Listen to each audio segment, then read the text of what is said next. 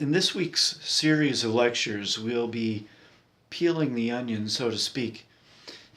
I'll begin introducing the main components of rhetoric. Then we'll come back through. This week we introduced those components. Then we come back through throughout the rest of the semester, and we will examine each element by itself. So that's why I say we peel the onion here. It's a slow uncovering, drilling into each of these things. And so we'll go off layer by layer, and hopefully through the course of the semester, then you will have a firm grasp on the elements of rhetoric. So here's the outline for this week's lectures. This lecture right here will explain the three artistic modes of persuasion. In the next lecture, we'll discuss the three divisions of rhetoric, with a fourth division that matters especially to us as Christians. In the third lecture, we'll introduce you to the 5 canons of rhetoric. In the fourth lecture, we'll look at the 6 parts of discourse. And then in the final lecture, it's kind of a bonus lecture.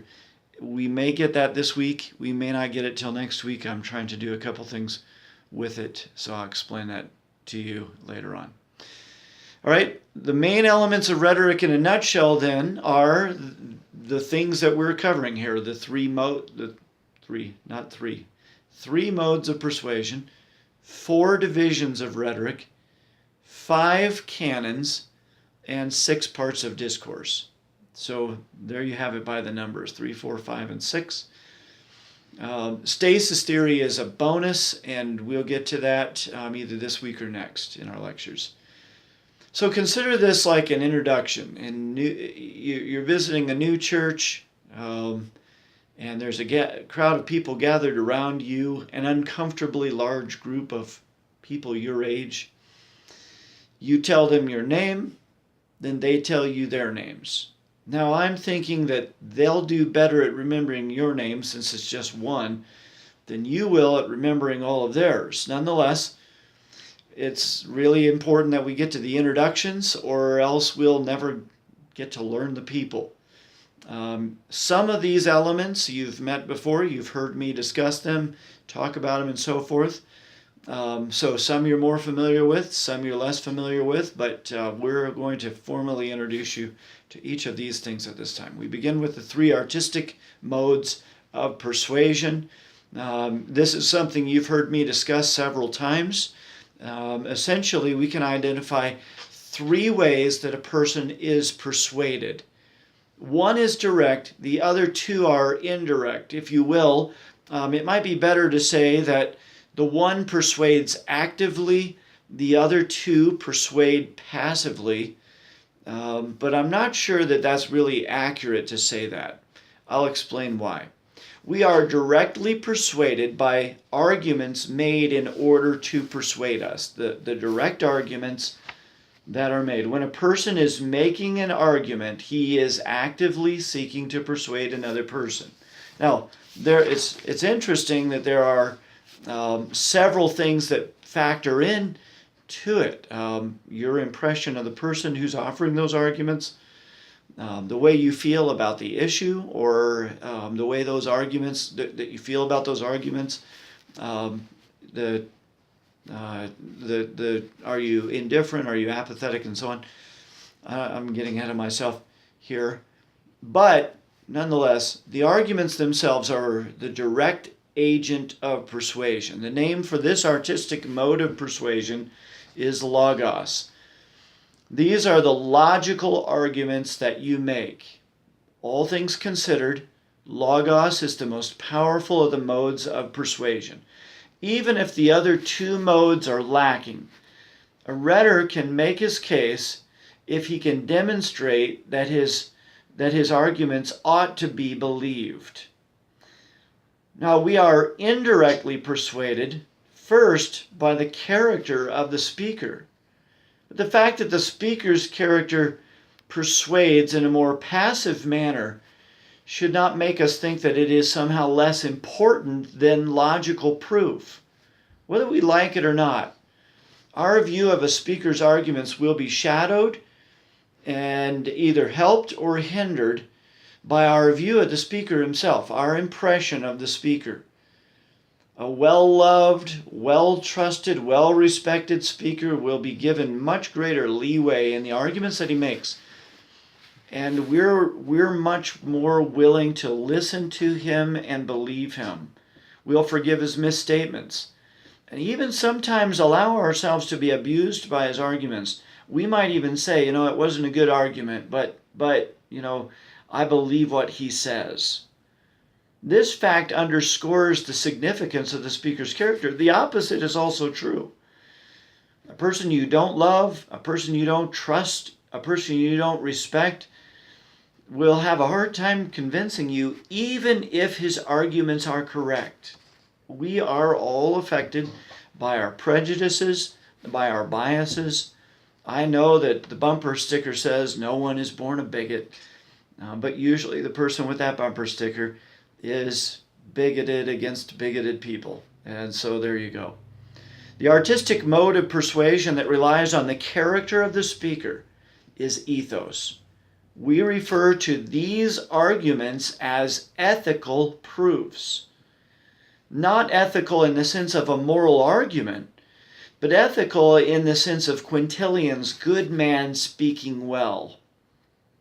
The third artistic mode, and the second of what I'm calling the more passive or indirect modes of persuasion, relies on the frame of mind that we can produce in our audience. The artistic mode of persuasion that relies on the emotional state of the audience is called pathos.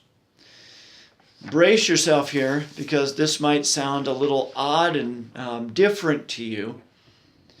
But we call these proofs that rely on pathos, the artistic mode of persuasion called pathos.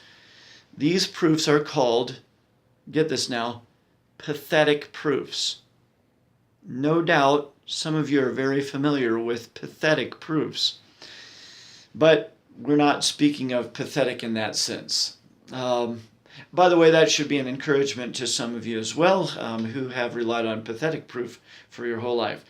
We'll revisit this one later, joking aside. Each one of these proofs will spend a week on logical proof, a week on ethical proof, a week on pathetic proof. But for right now, I'll confirm what you might already be thinking, that many people have a hard time with pathetic proof or pathos. Logos we get, ethos we get, but pathos we seem to have a problem with in our day and age. We don't understand why someone would promote the use of emotionally charged arguments. But I also want to point out to you that on the most basic level, if we were to persuade people, we have to get their passions and emotions involved, because we must make them care about our issue. We must tell them why they should care. And in fact, we must make them care. If your audience is apathetic towards your case, indifferent towards it, you will not be able to persuade them of anything other than perhaps to yawn and think about something else until you're finished talking. Now, by the way, I want you to notice that word apathetic. We're talking about pathetic proof, and now we're talking about apathy, apathetic. The root of that word is pathos. Apathetic means not caring.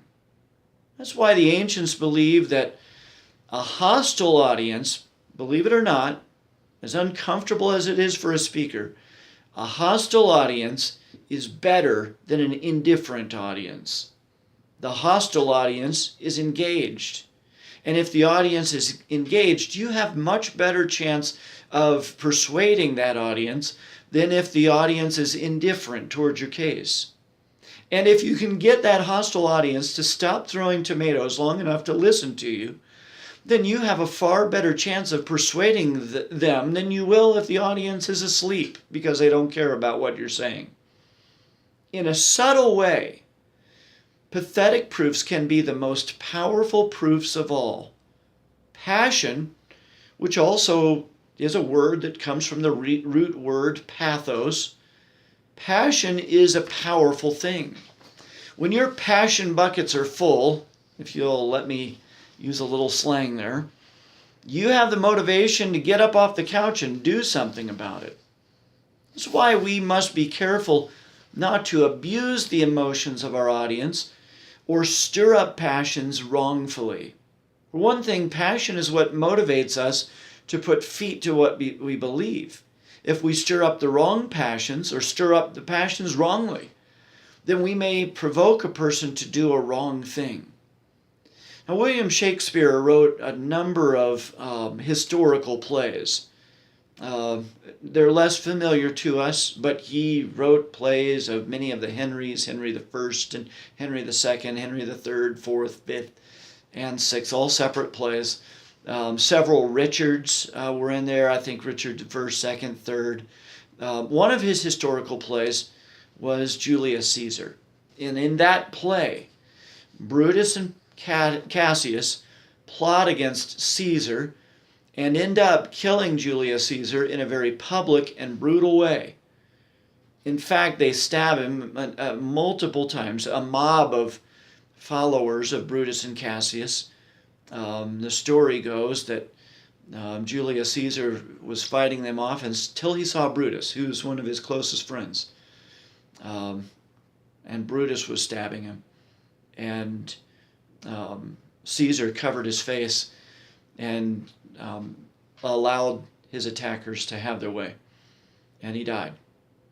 And Cassius and Brutus were men of high honor, well established, and very important in Caesar's rule and administration. They scored very high with the people. They scored very high in the ethos department. At Caesar's funeral, Brutus explains to the gathered masses that Caesar was ambitious. He was going to make himself a dictator. And so they had to kill him for the good of Rome. After bathing in his blood, they paraded through the streets. They literally washed their hands and washed themselves in his blood, covered themselves with his blood, and paraded through the streets saying, "We've set you free, we've set you free, Rome."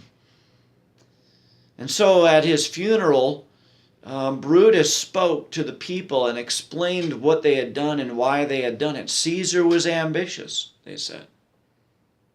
When Brutus finished his speech, he introduced Mark Antony. Mark Antony was one of Caesar's closest friends and allies in his administration. And Mark Antony was there for the purpose of honoring Caesar. But even as Antony stands to speak, the crowd becomes hostile to him. He is perceived as a friend of Caesar, and Caesar, Brutus just told them, was their enemy. And so the people honor Brutus. Brutus has all the ethical power in the situation, and Mark Antony has none of it. They believe Brutus to be an honorable man, and they believe that he was justified in murdering Caesar. And they say, when Antony gets up to speak, the crowd is mumbling and murmuring, he better not say anything against Brutus. And Antony then delivered a funeral oration that is famous even to this day. Now, understand that this is Shakespeare's version of it, but Shakespeare's version is very famous today. Mark Antony begins with the immortal line, "Friends, Romans, countrymen, lend me your ears." He went on to say, "I come to bury Caesar, not to praise him." And then Mark Antony praises him. But he does it in a through the back door, if you will. He uses insinuation and implication rather than a direct praising of Caesar. Throughout the speech, he tells the people what Caesar intended to do for them. Keeps promising, kind of dangling out Caesar's will, telling them there's something in this for you. Some act of kindness on the part of Caesar but I don't want to tell you what it is. It will make you too angry at Brutus if I tell you. Mark Antony said, when the poor have cried, Caesar hath wept. Ambition should have been made of sterner stuff. The most subtle and powerful line of the speech, which Antony repeats multiple times throughout the speech, is basically this. But Brutus says he was ambitious, and Brutus is an honorable man. Now, of course, Antony uses that in an ironic way. He delivers this little piece of irony at the end of the speech. I am no orator as Brutus is, but as you know me all, a plain, blunt man, that love my friend, and that they know full well that gave me public leave to speak of him. For I have neither wit, nor words, nor worth, action, nor utterance, nor the power of speech to stir men's blood. I only speak right on. The irony of that is that Mark Antony was stirring them up to a very dark passion. The people supported Brutus when Brutus spoke. They were hostile to Mark Antony when Mark Antony stood up to speak. But in the course of a few minutes in his speech, Mark Antony was able to turn that mob against Brutus so powerfully that at the end of his speech, the mob marches across town to burn Brutus's house down. Now, I tell you that story to illustrate the power of passion. It also illustrates how easily a mob can be swayed. But the power of passion. So even though Logos is the most powerful way to demonstrate your argument and convince your audience, and when you've used sound reasoning to demonstrate your arguments, your audience will believe, and they will be unshakable in their conviction that you are right. Even though ethos is the most important way to prepare your audience to hear your argument, pathos will always produce the most powerful response when it's stirred rightly. The truth is, none of these three artistic modes of persuasion can be used in isolation. All three depend on each other. Each one is necessary to the success of the other. Your audience won't listen to your arguments if they don't want to listen to you. If they don't care, they won't hear what you have to say, even if they like you. If they don't care about the issue, they're not listening. And even if they like you and are passionate about your topic, if you don't demonstrate what you're saying, your audience will walk away feeling empty, feeling like something was missing from your speech. Or, worse yet, and this happens, a popular speaker delivers a passionate message, but they don't say anything. And when you're done, you feel abused. Your time was wasted. Or they stirred up your emotions, but when you think about it later on, you can't really explain why. Someone asked you why that matters so much to you, and you can't explain it. And then as you go back and think it through, you feel abused. You feel used by the speaker.